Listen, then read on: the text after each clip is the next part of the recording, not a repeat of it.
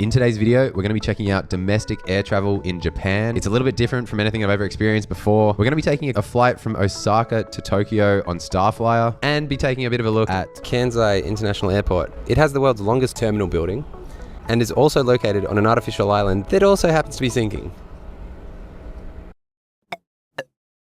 It's a pretty nice airport, really. I got a domestic flight today on StarFlyer. It leaves at 5:30. I landed here at like 12:30, 1 o'clock. I just kind of went up to the desk to be like, can I check in? You know, usually it's like 3 hours before, right? And they're like, yeah.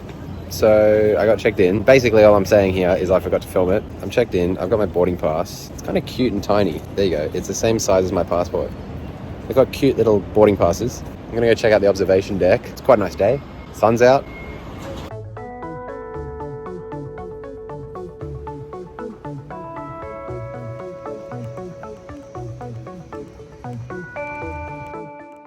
This observation deck is a bit more than just a deck. It's a full-blown building with 4 to 5 levels. There were vending machines, lots of seating, a souvenir store, and a couple of rooftop viewing decks with pretty great views of about half of the airport. That's cool.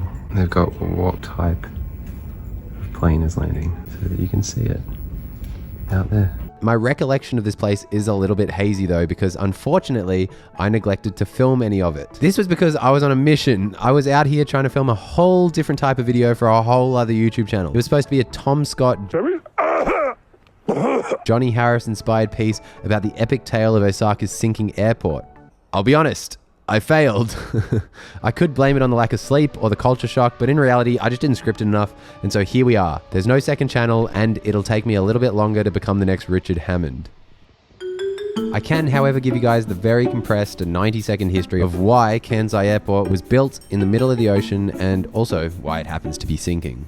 Kansai Airport was conceived in the 1980s as a solution to the overcrowding at Osaka's Atami Airport, but why build it on an artificial island? Well, there's the obvious answer of Osaka and its surrounding region not having much flat, vacant land available for airport construction. But there was also more complicated issues of noise pollution and complex land ownership issues that plagued Tokyo's Narita Airport decades earlier. I'll give you the TLDR for both of these because I found them pretty interesting. If we start with the noise pollution issue at Osaka's Atami Airport, they had a decades-long legal battle with local residents over the noise pollution. They eventually had to pay compensation and face strict regulations on airport operations, including limitations on night flights and changes in flight paths to reduce noise over residential areas. So they definitely didn't want to go through that again.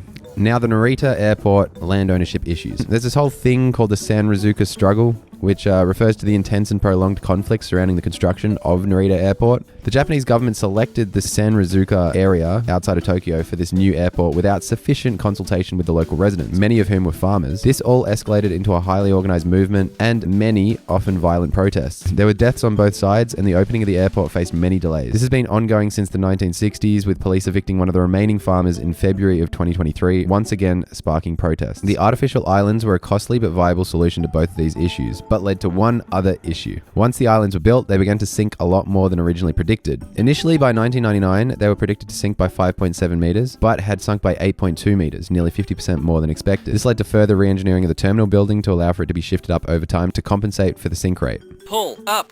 The other big issue with these artificial islands is that the sinking is not uniform, with certain patches sinking faster than others. This requires constant monitoring and has led to operational costs of Kansai being significantly higher than other international airports, which in turn has led to Kansai having some of the most expensive landing fees in the world. The lessons learned from the sinking have been used in many other land reclamation projects around the world, including Kobe Airport, built just across the bay. There's a whole nother story about that. And Brisbane Airport in Australia when they built their new runway. Despite all of this, Kansai has grown into a major international hub for Japan and is truly a modern engineering marvel, even with the sinking.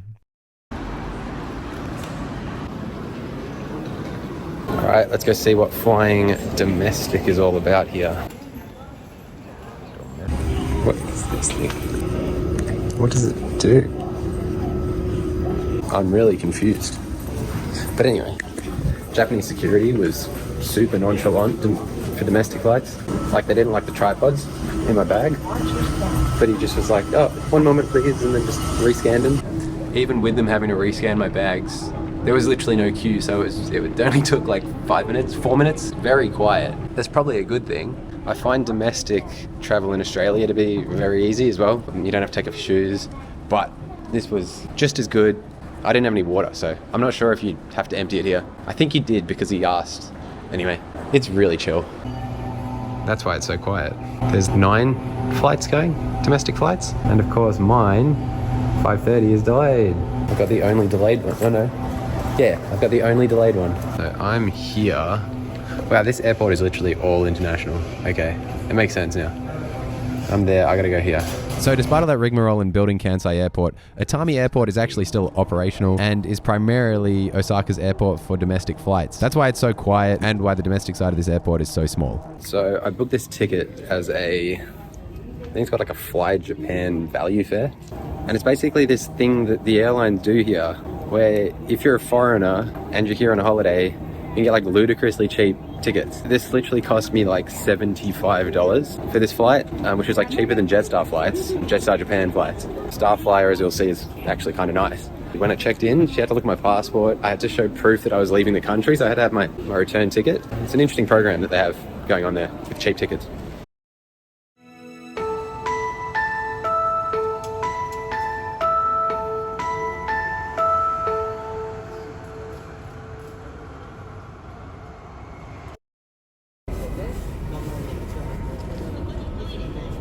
That's incredible.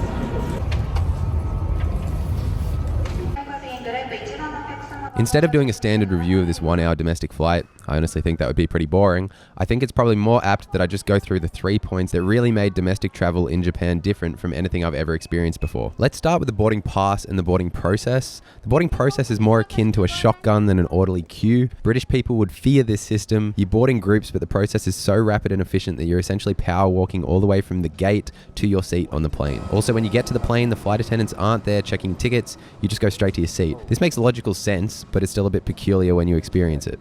Now, the boarding pass, there's obviously the original boarding pass. I talked about this earlier. It's this cute little piece of paper that has the same dimensions as a passport, but you also end up with a bright yellow security certificate. You get this after going through security. You have to keep this with you throughout your travels. It says this very clearly on it. I think this must just be like a Japanese regulation thing. And then you also get this pink boarding receipt. You get this after actually being scanned during boarding. I'm not sure if you have to keep this one or what the deal was with this, but you kind of strangely end up with this stack of papers during a domestic journey in Japan. This is ridiculous. Look how clean it is. Tons of legroom. Tons. Got power. Power. USB-C, 60 watt. Is this the future? How does this work? Oh, this could be fun.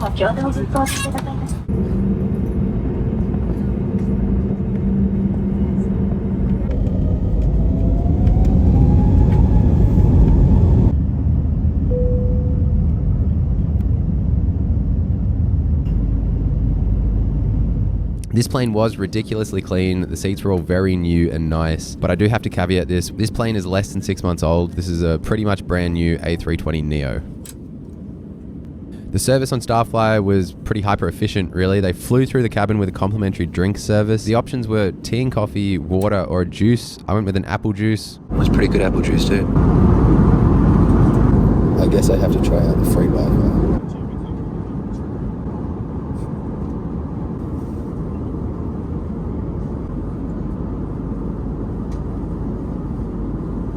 It's cool that they have the Wi-Fi, but it's pretty much only usable for very light browsing. Let's get to the second point that kind of makes Japanese travel different from anything I've ever experienced before. Okay, I thought this was just going to be a normal WAV, but it's not. So they've actually got like 2 of them next to each other at the back. So it's very narrow, but kind of long. So I'm actually in the middle of the plane right now. There's no curvature, right? It's weird. Anyway, super clean and lovely. But look at this. This blew my mind. This is so Japanese. Are you ready?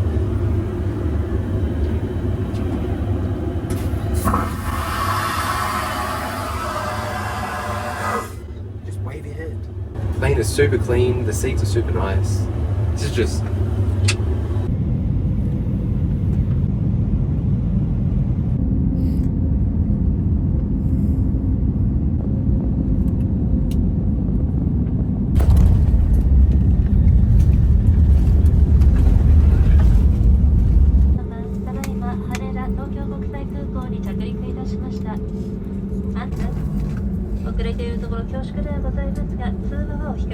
Okay, and the final thing about domestic travel in Japan that's just different, at least on this one experience that I had, when we landed, they turned on all the lights. I mean, every light, even the personal reading lights. I didn't quite get it at the time. I thought they were just trying to like shock us awake or something. But, you know, I thought about it and it makes sense. They're trying to make sure that you don't leave anything on the plane by just turning on every single light. It's so logical. I don't understand why every airline doesn't do this. Thank you for waiting very much.